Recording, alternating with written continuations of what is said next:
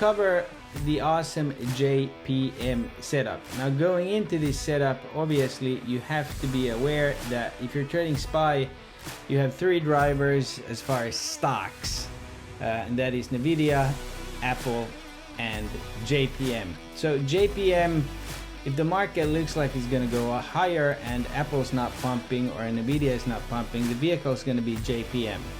And this is the perfect setup. The calls were insanely cheap down here, and taking into account that it's possible for the stock to move, especially on Fridays, it was very interesting what transpired. Okay, so I got my calls at 9 cents. Why? Well, you get a plethora of buy signals here. You also got the Stowe curling over here, crossing over. Had the TTM squeeze, change color, as well as the MACD. So we're looking good.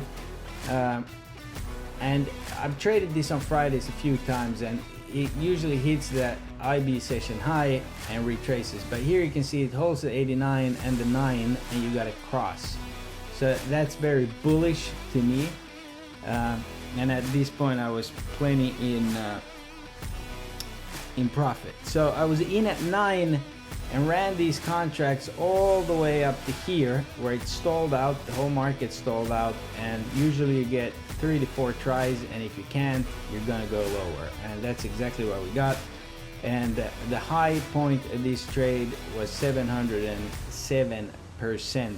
I held some runners, exited them here since we couldn't go higher, still flagging. So what I'm looking for is everything lined up here. We held that level that we had from a prior low.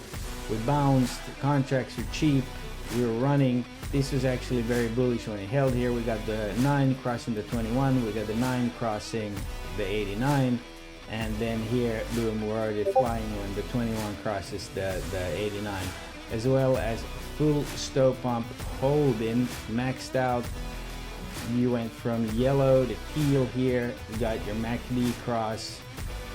It was really textbook for my favorite type of setup.